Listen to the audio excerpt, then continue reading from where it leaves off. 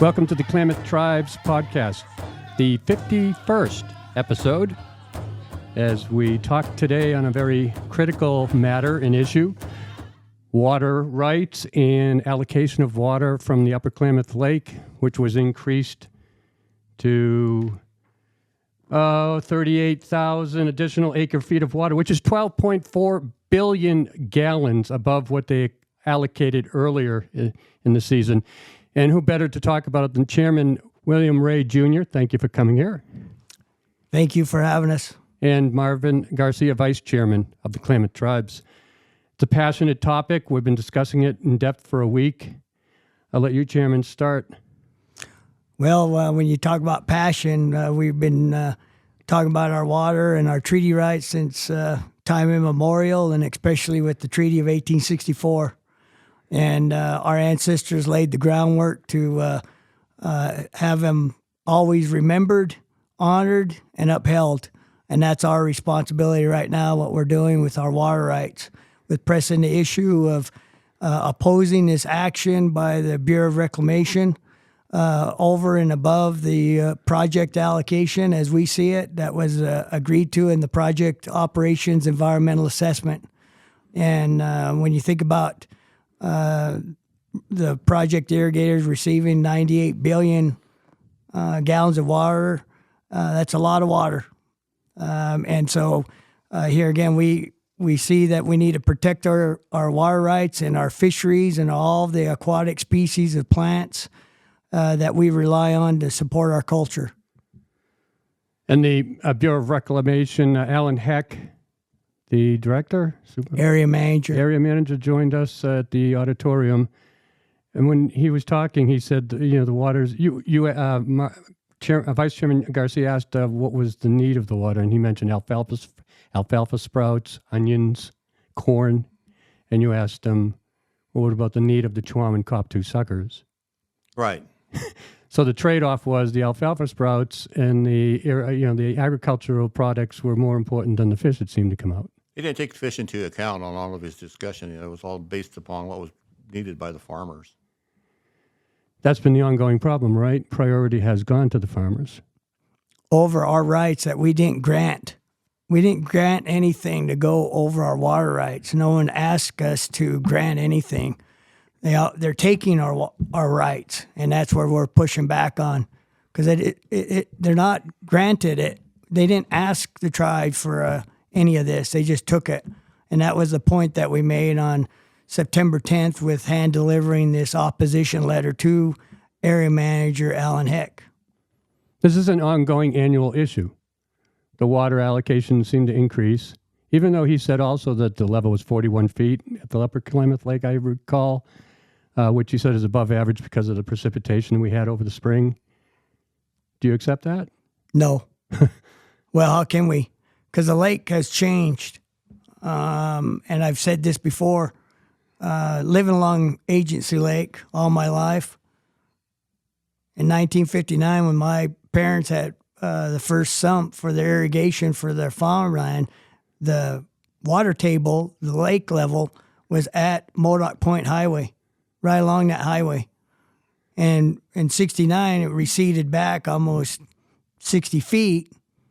And then from there, it's another 150 feet from the sump that was put in 1969. So you're looking at well over 200 feet from where it used to be at in 59. And now it keeps receding. You just can't do that to a body of water and expect it to help itself, because there's no way for it to clean itself because there's no plants or anything, no wetlands. And that's what helps with the water quality.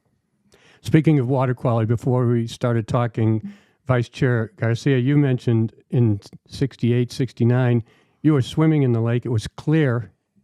There was never cloudy. There was never algae problems. Right. What was it like then? There was a lot of peace. It was a peaceful ride to go by the lake. When you look at the lake, you let the lake speak to you spiritually. and so you got a lot of direction. And if you had something you're thinking about, something you had to deal with, you get your answer by just looking at the lake. You let the lake speak to you in a spiritual manner. I can't imagine the lake being like that because it's so polluted and cloudy. And to be like, that's the way it should be. And can you imagine if it was like that today, it would be a completely different ecosystem surrounding it. And also economically, things would be different. And just culturally, things would be different. And there would be a fish population that wasn't threatened that Tuam cop to. Well, and along with this simple fact, at one time, this used to be a Pacific flyway of close to 10 million birds. And then you add in the upper Klamath Marsh, it had 10,000 acres of Wokus, which was open water. So when you take all that away, you're going to adversely affect the watershed. And it's proven in the record in 1981 when the Lane and Lane did the commission by the Bureau of Indian Affairs to look at the Copco dams and the Klamath Tribe's fisheries. And it's very evident about how the adverse effects started in the late 1800s to our watershed, and it hasn't stopped. It's just gotten worse and worse and worse. And no different than the argument that we made on September 10th. Why not leave the water in the system?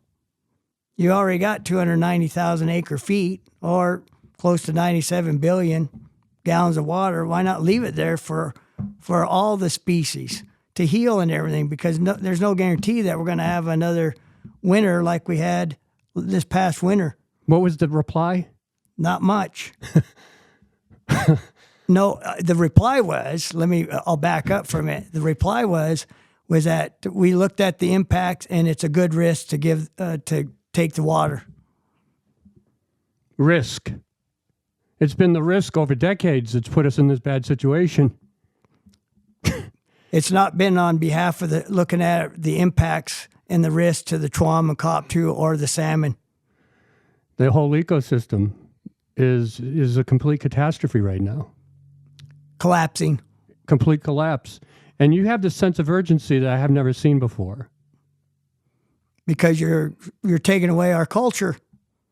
You say that this is really close to the extinction of the Tuam and Coptu, the endemic fish that is culturally important to the tribes and also indicative of the health of the ecosystem. As I said the other day, it's like the canary in the coal mine, but in this case, it's the fish in the lake. Well, you hit it on the head. I mean, we can't say it anymore about the importance of all these species that our culture relied on, from cultural, spiritual, medicinal, subsistence. They all had meaning. They even, if you go to that Lane report, we were just reading it today in Tribal Council, that in 1826, when Peter King Ogden come through and didn't have anything to eat, he bought salmon from the Klamath Indians to survive. So if that isn't important and that they were here, then your own records attest to be that you're saying are false. Those people that came through our territory in the early 1800s. It's the largest surface body of water west of the Mississippi, but I would say most of the nation doesn't realize it's a ecological catastrophe on the verge of collapse or collapsing, and that it was once a beautiful, thriving, clean lake, and now it's a toxic lake that really, if it has any chance of recovery, it's got to be an extreme movement. So what's the movement of the tribes at this point? Well, the movement is to have pressing it from a legal, political, community, ally support, the press helping us, the other tribes in America through affiliated tribes of Northwest Indians and National Congress American Indians. We're going to be on all fronts pressing the issue, along with making trips, as the General Counsel indicated on August 9th, that we need to get back to Washington, D.C. and start in on our own lobby and telling our side of the story. Yeah, the side of the story of a lake that should be pristine and beautiful and has been just demolished of all of its ecological integrity.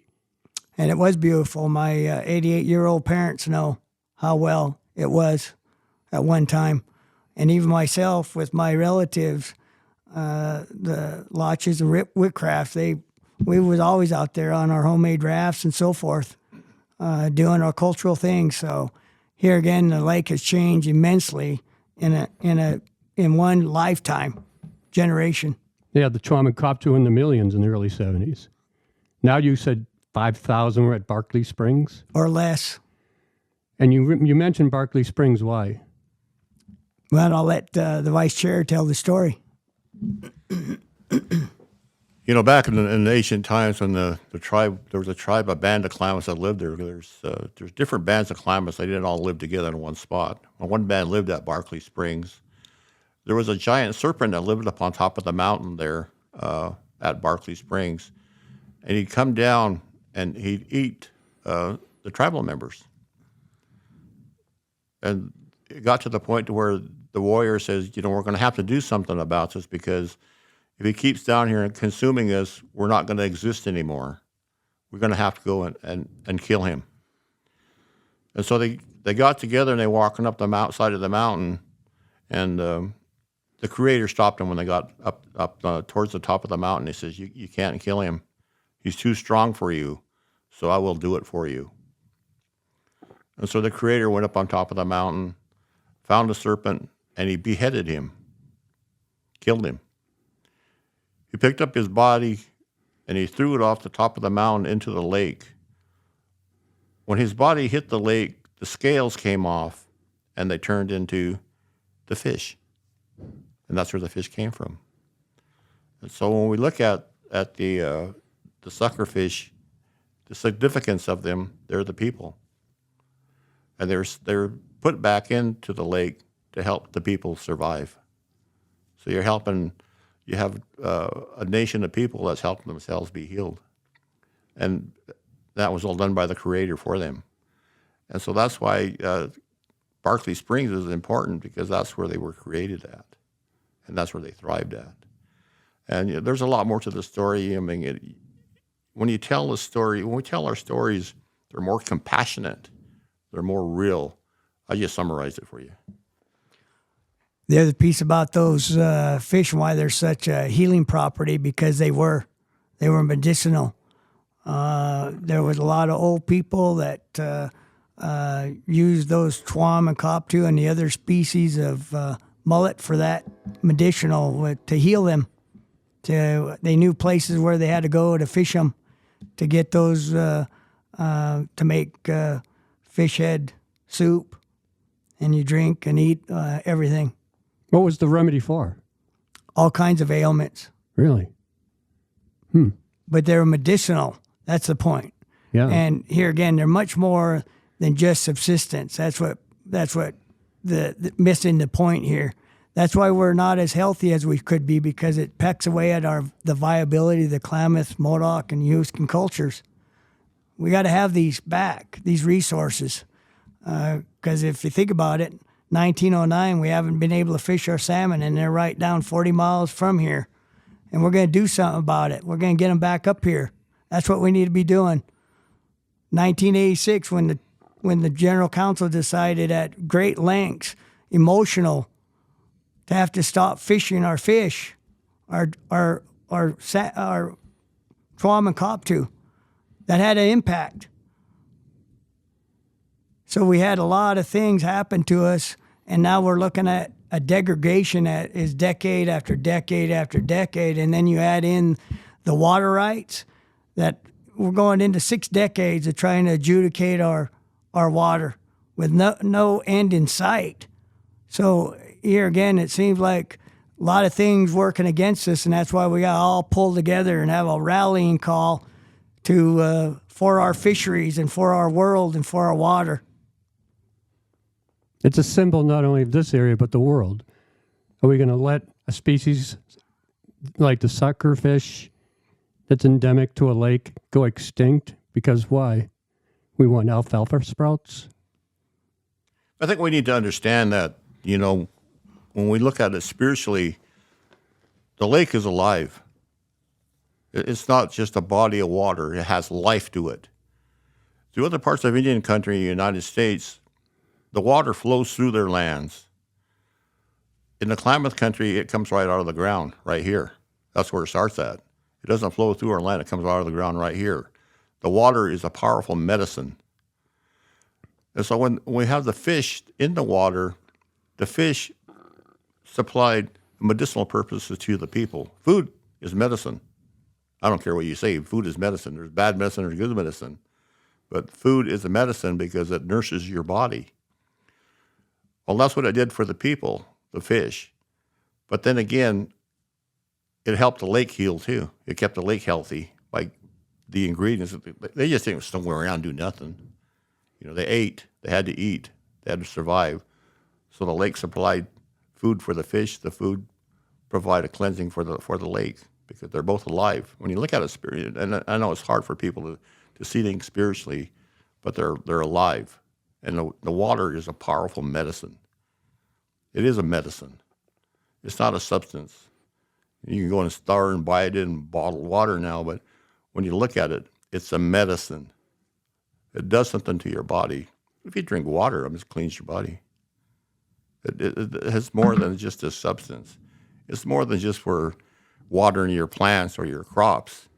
It has a higher demand for it because it's alive.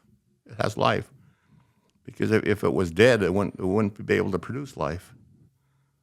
So that's what we need to understand is that the water is alive. The fish are alive. And we all depend on them, the three of us. We all depend on each other to be who we are, the way we were created to.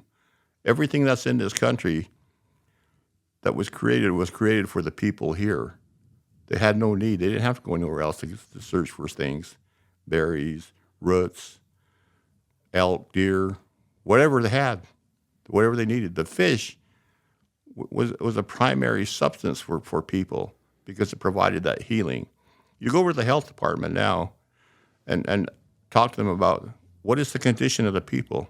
The people they're not well. There's a high rate of diabetes. But if you take away a subsistence from them that's necessary, it's going to have an effect upon them. It'd be like I telling you can't have vitamin C no more. You're not allowed to have vitamin C. There's no more vitamin C in your body. Nothing. You can't have it no more. Would it affect your body? Well, yeah, it would. So when you take the fish away from the diet from the people, it affects the body. It affects the people. It affects you spirit, soul, and body. Because now you're not a healthy being. And when you're not well, it starts spiritually first. Then it goes into the soul, which is your mind, and then it goes into your body where it manifests itself. So we need to look at things.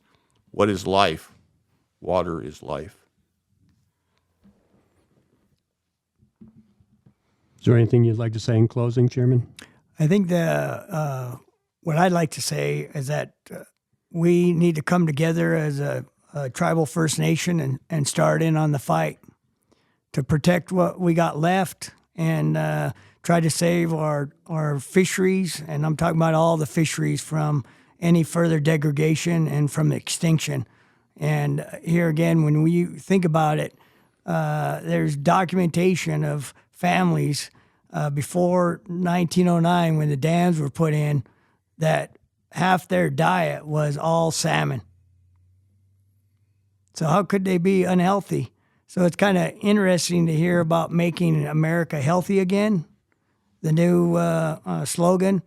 When you take away all of our sacred foods that we have out in our grocery store, how can we be healthy? When you take away protein of fish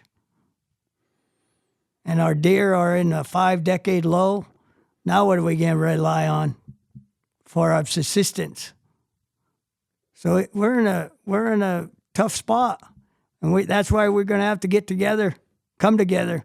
That's why tomorrow is so important and I encourage all the trial members to come so we can hear and present and hear our strategies on how we're going to try to fight this together.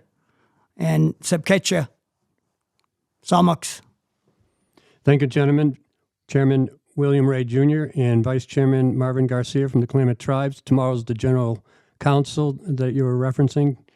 And we will continue. The fight continues, and hopefully we prevail.